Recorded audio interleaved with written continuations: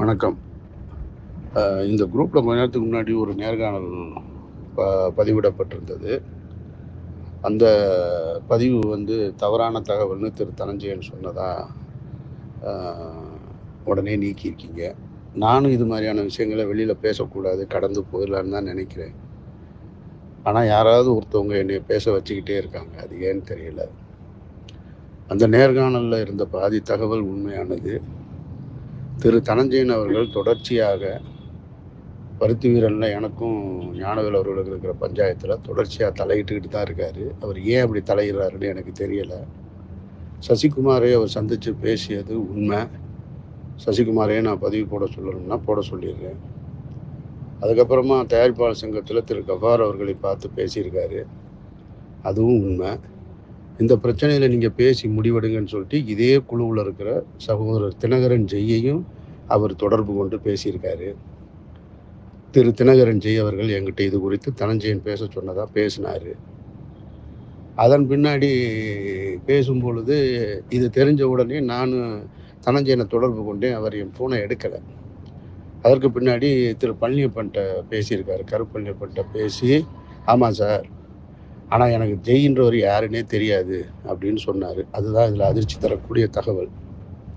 ஆனால் திரு ஜெய் என்கிட்ட பேசும் பொழுது ரொம்ப உண்மையாக பேசுகிறாரு தனஞ்சயன்னு சொன்னார். தனஞ்சயன் என்றைக்குமே உண்மை பேச மாட்டார்னு எனக்கு தெரியும். நீங்கள் நம்புறீங்களா ஜெயின்னு கேட்டேன் நான். ஆனால் பழனியப்பன் கேட்கும்போது ஜெயின்றவர் யாருன்னே தெரியாது, அப்படி நான் யார்கிட்டையும் பேச சொல்லலைன்னு சொல்லிட்டாரு. இதை தாண்டி திரும்ப வெற்றிமாறனை சந்தித்து பேசியிருக்காரு. அதுக்கப்புறமா பத்திரிகையாளர் பிஸ்மியை சந்தித்து பேசி எங்களுக்கு ஆதரவாக காணொலி போடுங்கன்னு கேட்டிருக்காரு.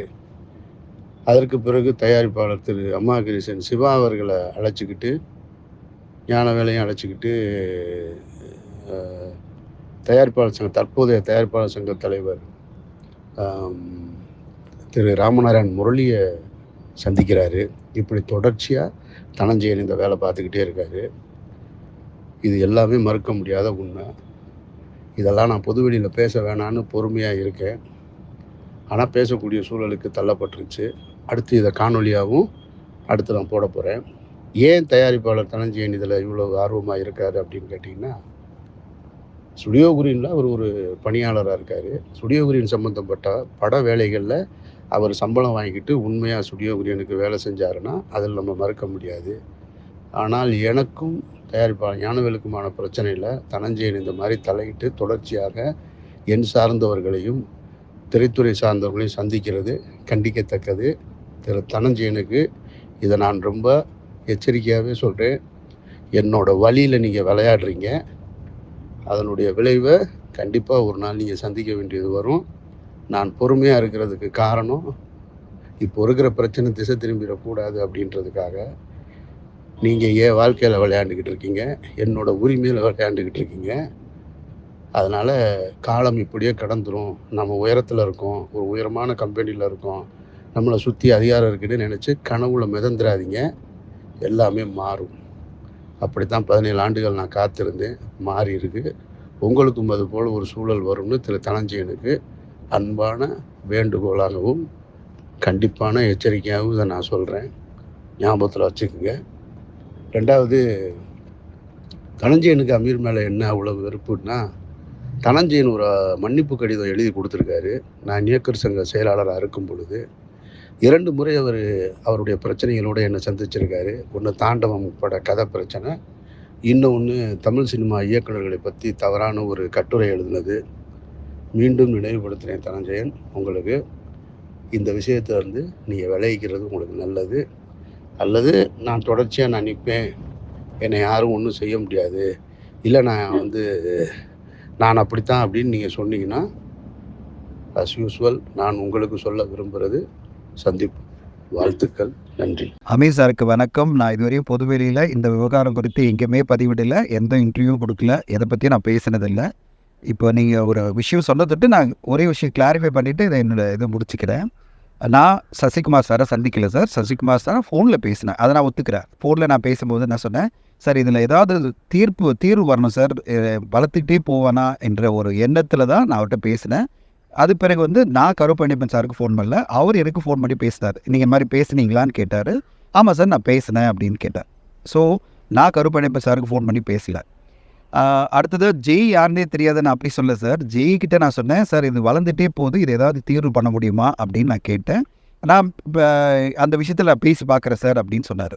அதுதான் வந்து கருப்பண்ணப்ப சார் கேட்கும்போது நான் என்ன சொன்னேன், ஆமாம் சார் ஜெய் கேட்டேன். ஆனால் நான் சார்கிட்ட பேசணும்னு சொல்ல, ஏன்னா நான் அது கேட்கல. நான் எப்படி மத்தியஸ்தம் பண்ண முடியும்? நான் இறங்கி அவங்கள்ட்ட பேர் மத்தியில் பேச முடியாது.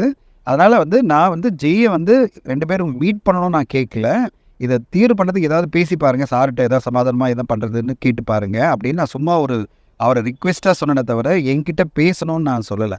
அது வந்து திடீர்னு எனக்கு கால் வரும்போது நான் நினச்சேன், இது என்னடா இது, நான் அப்படி கேட்கவே இல்லையே, தவறான புரிதல் இருக்குதுன்னு நினச்சி இதை எப்படி பேசலாமா அப்படின்னு யோசிக்கும் போது லைன் கட் ஆச்சு. அதுக்குள்ளே கருப்பண்ணப்பன் சார் கால் பண்ணார். நான் அவர்கிட்ட எல்லாம் எக்ஸ்பிளைன் பண்ணேன். சார் அதான் எனக்கு புரியவில்லை, எதுக்கு எனக்கு 2 பேருமே சேர்ந்து கனெக்ட் பண்ணி வந்திருந்தீங்க, அதான் எனக்கு புரியல சார் அப்படின்னேன். ஸோ உங்கள் காலை எடுக்கலன்றது தவிர்த்துக்கிறக்கா இல்லை சார், அது தவறான புரிதலில் உங்களுக்கு அவர் சொல்லியிருக்காரு அப்படின்னு சொல்லி தான் நான் ஜெய்க்கு நான் அப்புறம் திருப்பி கால் பண்ணி நான் சொன்னேன், ஜெய் நான் பேசணும்னு நான் சொல்லலை, இதை நீங்கள் பேசுங்கன்னு சொன்னேன். பேசுங்கன்னு சொல்கிறது வேறு, நான் பேசணும்னு சொன்னது வேறு. ஸோ நான் பேசணும்னு சொல்லலை, நான் பேசுறதுக்கு எனக்கு அந்த உரிமை இல்லை. ஏன்னா காரணம் வந்து இதை வந்து சமாதானப்படுத்த நீங்கள் 2 பேர் தான் சமாதானம் ஆக முடியுன்றதுக்காக நான் என்ன சொன்னேன், 2 பேரும் சமாதானம் ஆனால் நல்லா இருக்குமேன்ற ஒரு எண்ணத்தில் அவர்கிட்ட நான் ஜெய்கிட்ட நான் பேசியிருந்தேன். தினகர ஜெய் யாருன்னே தெரியாது அப்படின்னு நான் சொல்லவே இல்லை சார், அப்படியெல்லாம் சொல்ல. ஜெய்கிட்ட நான் அந்த மாதிரி சொல்லலைன்னு சொன்னேன். ஓகேங்களா. அடுத்ததாக பிஸ்மி கிட்ட என்ன சொன்னேன்னா, வீடியோ போடணும்னு நான் சொல்ல சார், அது தவறான புரிதல். நான் என்ன சொன்னேன், ஞானவேல் சார் வந்து எல்லோரும் மீட் பண்ணணும், மீடியாவில் வந்து கொஞ்சம் பேர் வந்து நான் மீட் பண்ணணும், எனக்கு யாராவது பிஸ்மி என்னோடய ஃபோனை எடுக்க மாட்டேன்றார், நீங்கள் பேச முடியுமான்னு கேட்டார். சரி சார் நான் பேசுகிறேன், நீங்கள் வந்து பேசணும்னு சொல்கிறீங்கன்னு சொல்கிறேன் அப்படின்னு. அவ்வளோதானே தவிர அவருக்கு ஆதரவாக, ஞானவேல் சாருக்கு ஆதரவாக வீடியோ போடணும்னு சொல்லிட்டு பிஸ்மி கிட்ட நான் சொன்னதும் இல்லை. அந்த மாதிரி பிஸ்மி அவர்களும் உங்ககிட்ட சொல்லியிருக்க மாட்டார், நீங்களும் அதை வந்து அந்த மாதிரி சொல்லியிருப்பார் நான் ஒத்துக்க நம்புகிறேன். ஏன்னா அந்த மாதிரி நான் கேட்கல. நான் கேட்டது ஒன்று தான், நீங்கள் வந்து ஞானவேல் சார் உங்களை மீட் பண்ணணுன்றாரு, மீட் பண்ண முடியுமான்னு கேட்டேன். அவர் என்ன சொன்னார், இல்லை சார் எனக்கும் அவருக்கும் கொஞ்சம் ஒரு இஷ்யூ இருக்குது, நான் மீட் பண்ண முடியாது சார் அப்படின்னா. ஓகே ஃபைன், நான் சொல்லிடுறேங்க அப்படின்னு சொன்னேன். அவ்வளோதான் நடந்தது. நான் வந்து பிஸ்மி சார்கிட்ட வந்து நீங்கள் வந்து கண்டிப்பாக ஒரு வீடியோ போடணும், ஆதரவாக பண்ணணும் அப்படின்னு நான் சொல்லலை சார். அடுத்ததாக கஃபார் சாரை பார்த்து, நான் கஃபார் சார் போய் பார்க்கல சார், நாங்கள் வந்து இந்த கலைஞர் 100 விழாவில் அங்கே பார்க்கும்போது நான் சொன்னேன், நீங்கள்லாம் அந்த டைமில் ஒன்றா தானே இருந்தீங்க, எல்லா விஷயத்துலையும் இன்வால்வ் ஆகிருக்கீங்களே, எல்லாரும் சேர்ந்து இதை சமாதானப்படுத்துங்க, பெரிய இஷ்யூவாக போயிட்டுருக்குன்னு நான் சொன்னேன். இல்லை சார் அதை நான் இன்வால்வ் பண்ண விரும்பல சொன்னார். முடிஞ்சிருச்சு. அது வந்து நாங்கள் எல்லோரும் அந்த அசோசியேஷனில் அந்த மீட்டிங்கில் இருக்கும்போது நான் வந்து என்னுடைய ஒரு ஆதங்கமாக தெரியப்படுத்தின விஷயத்தை தவிர, இது வந்து சமாதானமாக போகணும், இது வளரக்கூடாதுன்ற எண்ணத்தில் ஆதங்கமாக சொன்ன ஒரு விஷயமே தவிர, இதை வந்து நான் போய் அவரை போய் எதுவும் கன்வின்ஸ் பண்ண விரும்பணும் அப்படி ட்ரை பண்ணல. ஏன்னா கஃபார் சாரும் நீங்களும் சேர்ந்து தான் அந்த டைமில் படத்தில் இயங்கியிருக்கு, எனக்கு நல்லா தெரியும். அதனால் சார் நீங்கள்லாம் இன்வால்வ் பண்ண வச்சாச்சே, நீங்கள் இதை சால்வ் பண்ண முடியாதா அப்படின்னு நான் கேட்டேன். அவர் சில கருத்துக்கள் வந்து ஞானவேல் சாரை பற்றி சொன்னார். சரி ஓகே சார் அப்போ நான் விட்டுருங்க அப்படின்னு சொல்லிட்டு நான் விட்டுட்டேன். ஸோ தெரிஞ்சுக்கிறதுக்கு அதாவது நீங்கள் பண்ண முடியாதா, எல்லாம் இன்வால்வ் ஆன நீங்கள்லாம் ஏன் சால்வ் பண்ண முடியாது ஒன்றா சேர்ந்து அப்படின்னு சொல்லிட்டு. ஸோ இப்போது இந்த மேட்டரில் ஃபர்தராக வந்து நான் வந்து நீங்கள் உங்கள் பேரில் தனிப்பட்ட ஊரில் காழ்ப்புணர்ச்சி நீங்கள் நினச்சிங்கன்னா நானே மறந்துட்டேன் சார். அந்த மாதிரி எந்த எண்ணமும் எனக்கு இல்லை, அந்த மாதிரி காழ்ப்புணர்ச்சியும் இல்லை. உங்கள் பேரில் எதிர பேசணும் அப்படின்ற எண்ணமும் இல்லை, அதுக்காக இயங்கணுன்ற எண்ணமும் எனக்கு இல்லை. அதனால தான் நான் எந்த ஒரு இன்டர்வியூ நான் கொடுக்கல. என்னை வந்து கேட்கும்போது நான் சொன்னேன், எனக்கு சம்மந்தம் இல்லாத மேட்ரு, நான் பேச போகிறது இல்லை. ஸோ பின்புலத்தில் நம்ம ஏன் பேசுகிறோம் அப்படின்னா, சார் இது சமாதானமாக போயிடக்கூடாதா, தீர்வு வந்துடக்கூடாதா என்ற ஆதங்கத்தில் மட்டும்தானே தவிர, மற்றபடி வந்து இதை நிறுத்தணும் இல்லை வந்து இதை வளர்க்கணும் இல்லைன்னு. ஏன்னா இது ஸ்டுடியோகிரி நிறுவனத்துக்கும் சரி, உங்களுக்கும் சரி, யாருக்கும் சரி, இது வந்து வளரக்கூடாதுன்றதுக்காக தான் நான் போயிட்டு ஒரு நல்ல இடத்துல தான் நான் போய் பேசினேன் தவிர, மற்றபடி உங்களை பாதிக்கணும்னோ இல்லை யாரை பாதிக்கணும்னு இல்லை. ஞானவேல் சார்கிட்ட நான் திருப்பி சொல்லிகிட்டே இருக்கிறதுனா 2 பேரும் ஏதாவது இதில் வந்து தீர்வு வரணும் அப்படின்னு தான் சொல்லிட்டு இருந்தேன். ஸோ இதில் வந்து எந்த விஷயமும் தெரியாமல் சுபேர் அவர்கள் வந்து ஏதோ உங்கள் பேரில் தனிப்பட்ட காழ்ப்புணர்ச்சியில் போய் நான் வந்து இதை வந்து தடை பண்ணேன் அப்படின்னு சொன்ன ஒரு பொய்யான தகவல்னால தான் நான் சொன்னேன். இது வந்து ஜெய்கிட்ட சொன்னேன், இந்த மாதிரி ஒரு பொய்யான தகவலை ஷேர் பண்ணியிருக்காருங்க, அப்படியெல்லாம் எதுவுமே இல்லை. நாங்கள்லாம் வந்து இதை சால்வ் பண்ண தான் ட்ரை பண்ணோம், ஆனால் அது நெக்ஸ்ட் லெவல் போக மாட்டேங்குது, ஏன்னா நிறைய விஷயங்கள் அதில் இருக்குது அப்படின்னு நான் சொன்னேன். அவங்க வந்து ஒரு முடிவு எடுத்திருக்காங்க போல இருக்குது, நீங்கள் வந்து பார்த்துங்க சார் அப்படின்னு நான் அவங்ககிட்ட சொல்லியாச்சு. அதோட ஞானவேல் சார் என்ன சொன்னால், நான் பார்த்துக்கிறேன், நீங்கள் வந்து இது பேட்டர் சொல்லிட்டீங்க, அதோட விட்டுருங்க அப்படின்னு சொல்லியாச்சு. இதை வந்து சுபேர் அவர்கள் வந்து மாற்றி பேசும்போது ஏதோ நான் வந்து இதில் வன்மத்தோட இதை வந்து பண்ணுறேன் அப்படின்றது ரொம்ப தவறாக இருக்குது அப்படின்னு நான் ஜெய்கிட்ட நான் எக்ஸ்பிளைன் பண்ணேன். அவர் வந்து புரியாமல் இந்த மாதிரிலாம் சொல்லிட்டு இருக்காருங்க, அதையும் வந்து பொது வழியில் பரப்பிட்டு இருக்காரு.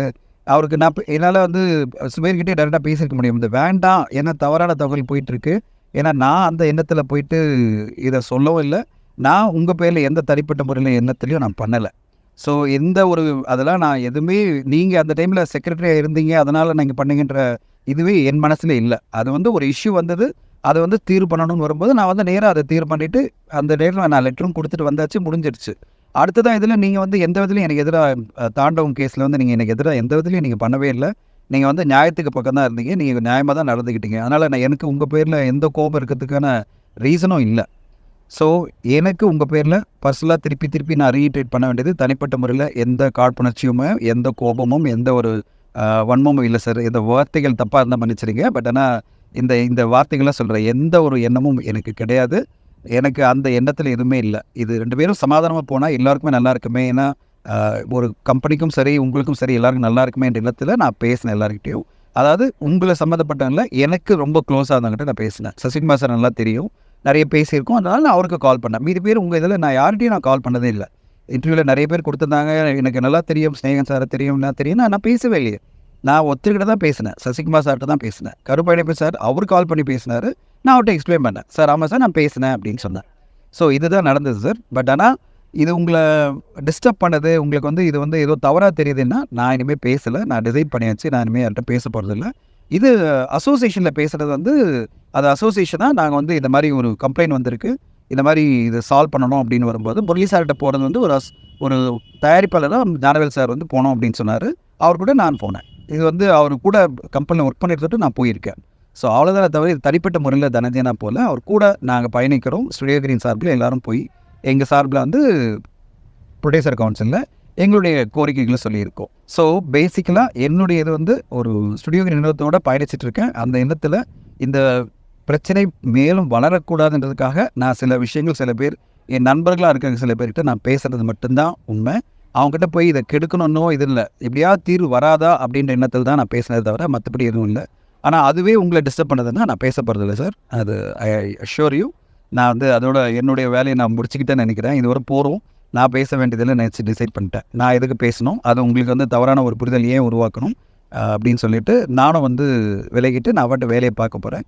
ஸோ எனக்கு இனிமேல் இதில் இன்வால்வ் பண்ண விரும்பலை சார். அதனால் நான் இன்வால்வ் பண்ணவும் மாட்டேன், நான் பேசவும் போகிறதில்ல. அதனால் நீ கேன் பி ரெஸ்ட் அஷ்யூர்ட். என்னை பற்றி பொய்யான தகவல் வரும்போது நான் கிளாரிஃபை பண்ணுறதுக்காக நான் ஜெயகிட்ட சொன்னேன், இது மாதிரி பொய்யான தகவல்னால் அதில் சொல்லியிருக்காங்க, நான் அமீர் சார் மேலே இருக்கிற வன்பத்தில் எதுவும் சொல்லலைப்பா, அதனால் வந்து போய் பேசலை. ஆனால் இது வந்து இப்படியெல்லாம் சொல்கிறாங்க, அது பொய்யான தகவலாக வருது அப்படின்னு சொன்ன உடனே அவர் சரி சார் அப்படி பொய்யானதுன்னா நான் டெலீட் பண்ணுறேன்னு சொன்னார். மற்றபடி வேறு எந்த இன்னும் இல்லை சார். Thank you so much. நீங்கள் சொன்னதை நான் எடுத்துக்கிட்டேன், வார்னிங்காகவும் எடுத்துக்கிறேன், அதான் சொல்கிறது அன்பான எச்சரிக்கையாகவும் எடுத்துக்கிறேன். நான் வந்து என்னுடைய வேலையை பார்த்துட்டு போகிறேன் சார். எனக்கு இதில் இந்த பிரச்சனை சால்வ் ஆகணுன்ற ஒரு நல்ல எண்ணத்தை தவிர வேறு எந்த எண்ணமும் கிடையாது. இதை உங்களுக்கு மீண்டும் மீண்டும் உறுதியாக தெரிவித்திருக்கு. Thank you sir. என்னுடைய தனஞ்சயன் இருக்கார் பாருங்க, தனஞ்சயன் மாதிரி ஆட்கள்லாம் வந்து வேலைக்கு போகும்போது மூளை இதயம் ரெண்டையும் கழட்டி வச்சுட்டு போகிறவங்க. ஏன்னா ஏதாவது ஒன்று இருந்துச்சுன்னா உண்மை பேச சொல்லும்னு. இவர் தனஞ்சயன் எங்கிட்ட தான் ஃபோனில் நேரடியாக கஃபார் சாருக்கு நீங்கள் பேசுனீங்களாமே, நம்ம 2 பேரும் ஃபோன் பண்ணவருக்கு கான்ஃபரன்ஸ் காலை போட்டு அவர் ஃபோனை எடுக்காத உடனே உடனே எனக்கு லைனுக்கு வந்தது. அவர் ட்ரை பண்ணுறேன்னு எனக்கு சொன்னார். நான் அதுக்குள்ளே நான் போட்டுட்டேன், எடுத்தார். இதில் நீங்கள் நான் பண்ணலை, அவர் பண்ணார், இதில் யார் பண்ணால் என்ன, நம்ம 2 பேரும் பண்ணால் அவர் எடுக்கலை. வந்து அவர் ட்ரை பண்ணார், என்கிட்ட அதான் சொன்னார், நான் ட்ரை பண்ணேன், அதுக்குள்ளே நீங்கள் வந்துட்டீங்க, நான் ஒரு மீட்டிங்கில் இருந்தேன் அப்படின்னாரு. நான் சொன்னேன் கஃபார் சார்ட்ட ஏன் நீங்கள் பேசுறீங்கன்னா, ஐயோ நான் அதெல்லாம் ஒன்றுமே பேசல, என் ஆதங்கத்தை சொன்னார். கஃபார் சார்ட்டை இவர் பேசலை, ஆதங்கத்தை சொன்னார்.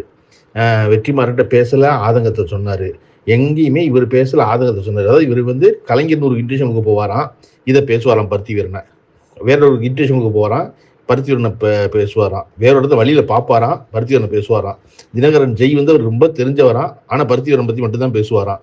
ஆனால் இவருக்கு வந்து அதை பற்றி ஒன்றுமே வந்து ஒரு இன்ட்ரெஸ்ட் இல்லையா, இவர் வந்து ரிலீஸ் வேலை மட்டும் தான் பார்ப்பாராம். இதுலேருந்து தெரியல அவர் என்ன பேசுகிறாருன்னு. என்கிட்ட தான் சொன்னார் அவர். நான் கேட்ட பொழுது கஃபார் சார் பேசினீங்கன்னா, அதுக்கப்புறம் அந்த யாரோ சேக்குவாரா பேரை வச்சுக்கிட்டு இருக்காரு, ஒருத்தர் பேரை வச்சுக்கிட்டு முட்டாங்கையை தூக்கி இது எப்படியாவது ஜாதி பிரச்சனையை மாற்றிடணும்னு பேசிகிட்டு இருந்தார். அவரை பற்றி கேட்ட பொழுது அவர் யாருன்னு எனக்கு தெரியாது. இல்லை சார் நீங்கள் ஜெய்கிட்ட கூட பேசுனீங்களா, தினகரன் ஜெயிட்டா சொன்னோம். இல்லை சார் எனக்கு தெரியாது சார், யார்ட்டையுமே நான் அதை பற்றி பேசலை சார் அப்படின்னு அவர் தான் சொன்னார் என்கிட்ட. சரியா, அவர் பதட்டத்தில் ஒவ்வொருத்தரையும் முதல்ல ஃபோன் பண்ணும்போது தெரியாதும்பாரு, அப்புறம் அடுத்த ஃபோன் பண்ணும்போது இல்லை தெரியும், ஆனால் இந்த விஷயம் தான் பேசுகிறாங்கன்னு தெரியாதும்பார் அவர். ஏன்னா நான் வெற்றிகிட்ட பேசிங்கன்னா நான் கேட்டேன், இல்லை நான் பேசவே இல்லை அப்படின்னாரு. அவராக எனக்கு சொன்னார் அப்படின்னாரு. நான் சொன்னேன் அவராக ஏங்க சொல்கிறாரு, நீங்கள் என்னங்க சர்ச்சில் இருக்க பாதிரியாரா வர்றவங்களை பாவம் மன்னிப்பா கொடுக்குறீங்க, அவங்களாம் வந்து சொல்கிறாங்க உங்ககிட்ட அப்படின்னு நான் கேட்டேன். இருங்க நான் அதை வெற்றிகிட்ட பேசிட்டு வர்றேன்னு சொல்லி வர்றதுக்குள்ளே தற்செயலாக வெற்றி பேசியிருக்காரு அவருக்கு. அடுத்த 5 நிமிஷம் கழிச்சு அந்த தனஞ்சயன் லைனில் வந்து இல்லை நான் தான் அதை கேட்டேன், கேட்டதுக்கப்புறம் அவர் எங்கிட்ட அதெல்லாம் சொன்னார் அப்படின்னாரு. அந்த மாதிரி இவர் மாற்றி மாற்றி ஒன்று பேசுவார் பிரதர். இவர் தனஞ்சயன் இருக்காரு, அதாவது எல்லாமே தெரியும் அவங்களுக்கு. ஊரில் இருக்க நியாயத்தை பூரா நல்லா பேசுவாங்க. ஆனால் அவங்க நியாயத்தில் சொதப்புவாங்க போட்டு, ஒன்றுமே பேச வராது. நம்ம 3 எனக்கு தெரிஞ்சு நம்ம ஒரு 2 சம்பவம் பார்த்துட்டோம். ஒன்று இந்த தாண்டவம் கதையை திருடினதில் இவர் என்ன தடுமாறினாருன்னு தெரியும், எத்தனை டீல் பேசினார் மட்டும் தெரியும். அதை ஒன்றுமே நடத்த விடாமல் எவ்வளோ உழப்பலாம் தெரியாது, ஒழுங்காக முடிஞ்சிருக்கும். அது கடைசியில் வந்து அந்த டேரக்டருக்கு ஏழ்விக்கு கெட்ட பேர் ஆகி அந்த பையனுக்கு மனம் போகாமல் எல்லாத்துக்கும் காரணமாக இருந்தது நடுவில் இவர்தும் அந்த பையன் ஒருத்தன், அவன் ஒருத்தன். அது ஒன்று பார்த்தோம். அதுக்கப்புறம் இந்த galataa.comல போய் ஒரு கட்டுரை எழுதி அதை டைம்ஸ் ஆஃப் இந்தியா பத்திரிக்கை எடுத்து போட்டு அப்புறம் திருப்பி நம்ம சொன்ன உடனே சொதனை வந்து நடந்து வந்து கை நடுங்க நின்று மன்னிப்பு கேட்டு போனார் இவர். நான் எழுதினேன், இதுதான் இன்னைக்கு இருக்க சினிமாவின் நிலவரம் அப்படின்லாம் ஒருத்தர் சொல்லணும். ஒருத்தர் கருத்தை, அதாவது எழுதுறது என்பது ஒரு பெரிய வேலை. ஒரு சிந்தனை தோணி அந்த சிந்தனையை மனசுக்குள்ள அசை போட்டு அதை பேப்பரில் இறக்கி அதை நம்ம ஒரு தடவை படித்து பார்த்து அதுக்கப்புறம் அது அச்சுக்கு போகுது. இத்தனை தடவை எழுதும்போது சிந்திக்காத சிந்தனை உடனே மன்னிப்பு கேட்கறது மட்டும் உடனே வந்துட்டு வைக்கலாம். அந்த மாதிரி இவரெல்லாம் வந்து ஊர் நியாயத்தை நல்லா பேசுவாங்க. சரி உங்கள் கதையை பேசுங்கன்னா அதை பேச வராது.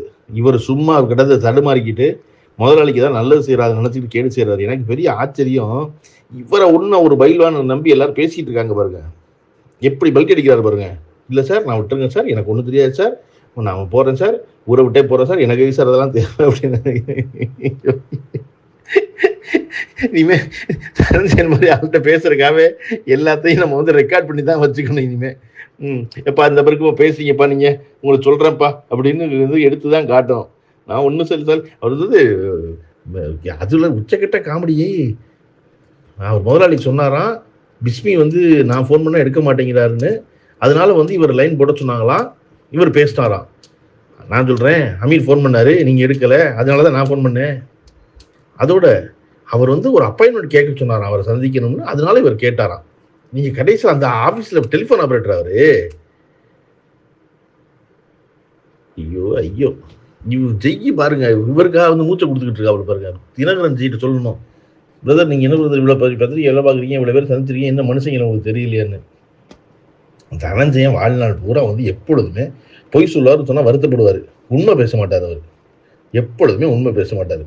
அவர் எங்கிட்டாவது ஒரு பக்கமாக ஒரு ஆளாகி நானும் சடங்காயிட்டேன்னு சொல்ல ஆசைப்படுவார். அவர் கடைசியில் அவர் சடங்காக போகிறதே கிடையாது.